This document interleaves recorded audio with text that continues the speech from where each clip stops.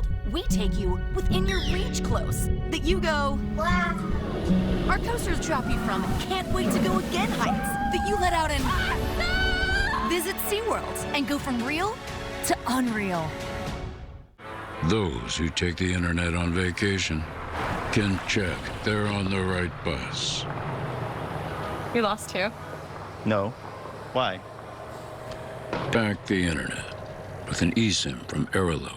Some things are just better at home. Our flooring experts come to you so you can compare hundreds of samples in your home. Right now, get up to 40% off, no interest for 24 months, and no money down. 800-588-2300 Today. I'm Ultima Morgan of Morgan & Morgan. My husband John and I started this firm over 35 years ago. We started Morgan & Morgan to help families in need. And as the firm aged, so did our family. All three of our boys are now attorneys at the firm, helping the injured of this country by giving them back their dignity. That's our family legacy. If you're injured, call us. We aren't just America's largest injury firm. We're your family's firm. ForThePeople.com. It's your chance to win at home. It's Wheels Summer of Winning. Chances to win amazing prizes. And Friday's Mystery 10K, vacations, cash, And so much wheel. Monday night at 7:30 right here on ABC 7. Now, Southern California's news leader, ABC 7 Eyewitness News. Now it's 6, a much calmer day in downtown Los Angeles after tens of thousands of people took to the streets for No King's Day protests yesterday. Today, a small group continues to demonstrate against immigration raids. Hello, and thank you for joining us. I'm Joey Rand. I'm Sophie Flay. This is Eyewitness News at 6 on ABC 7 Hulu and wherever you stream. As protesters gather, the city's curfew is about to take effect in just about 2 hours. Eyewitness News reporter Tim Pulliam is live in downtown with the latest, including how long the mayor told us she expects the downtown curfew to last. Tim. Jory, Sophie, there is a demonstration that is about to get underway at Pershing Square. We've also been seeing demonstrations and protests here at City Hall. Law enforcement has been guarding the situation and monitoring things, but so far it's been quiet. And the groups have been much smaller compared to those No King rally demonstrations yesterday. Take a look at this video. The city estimates 20 to 30,000 people attended yesterday's event, which was mostly quiet. There have been a small number of arrests, including failing to disperse, obstruction, and resisting. According to LAPD, 35 people were cited yesterday for breaking the 8 p.m. curfew. Jory, as you mentioned in a one-on-one interview with Mayor Karen Bass, she addressed the impact that the curfew is having on downtown businesses. And she says that many of the downtown business owners wanted the curfew, and she added this. I do think that there have been some misunderstandings around the curfew in the sense that some people might have thought that meant that they can't go downtown at all if they have tickets to the Mark Taper Forum or the opera, that they can't go. And so we sought to clarify that right away, because people that are there to go to a wedding or go to a restaurant or go to an event, that is perfectly fine. The police are able to distinguish between those folks who are there to do mayhem and those folks that are just going about their daily life. Overall, there have been more than 500 arrests since these anti-ICE protests began more than a week ago. So far, 12 officers have been injured, according to LAPD. Today will mark the 5th day of the curfew, and Mayor Bass says that she will reevaluate this curfew and its effectiveness each day. Tim Pulliam, ABC 7. Eyewitness News. Tim, thank you. And fear remains high today, one day after a dramatic ICE raid at the Santa Fe Springs swap meet. Exclusive Air 7 video shows agents descending upon the grounds. The swap meet still opened its doors today, but it was far from a normal Sunday. Eyewitness News reporter Amanda Palacios has the latest.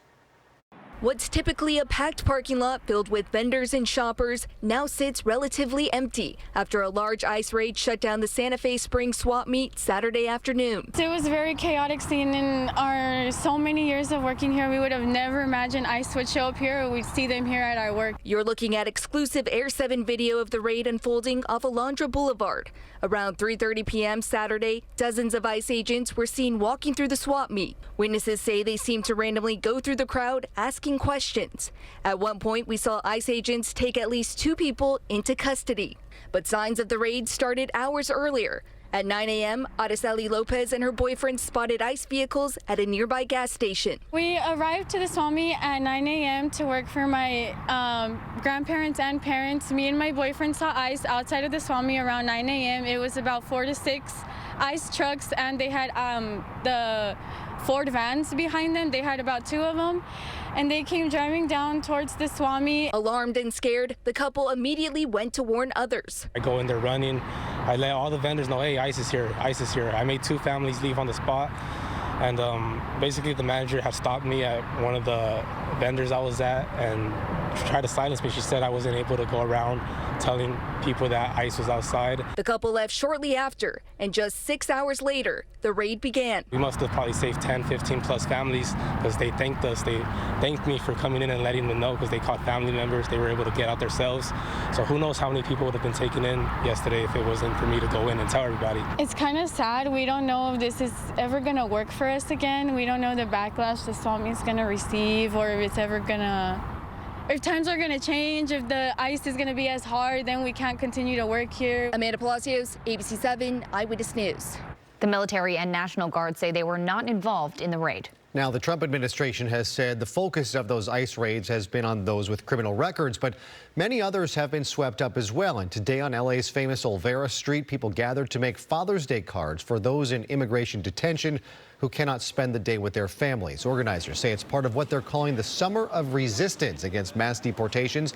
This 30-day campaign centers on nonviolent tactics, including art, fasting, and prayer. After crafting the cards, a group marched to the Federal Detention Center in downtown LA to try to deliver them. They sang and stood outside the yellow police tape holding up those handmade cards. The last week's raids have been agonizing for families. Children have seen their parents taken away from them, handled brutally. The children, thank God, are being cared for by neighbors and friends, but it's not as though ICE made any effort to take care of them. They're horribly traumatized, and these are hardworking people. This Summer of Resistance campaign also aims to teach people about their immigration rights. All evacuation orders have now been lifted for all zones of the Palisades fire. The final order was lifted today for North Pedro Morada Drive. The U.S. Environmental Protection Agency didn't want people in that area while they were monitoring hazardous debris and air quality. The Palisades fire broke out in January and burned more than 23,000 acres of the seaside community. Well, it was a warm Father's Day out there today. We want to wish a happy Father's Day to the dads, but we are tracking a cool down on the way. We just have to get through a very hot week first, Niku. Yeah, I really hope the dads like that hot temperature that we were tracking today. And unfortunately, for the dads that don't like it, we're going to be tracking it well into this next week. We're taking a live look outside, though, and it's almost golden hour out in Burbank. It's still looking really nice, though, about 87 degrees. But yeah, 6:07 in the evening, and we are looking at temperatures in the mid to upper 80s. So yeah, it's really hot there.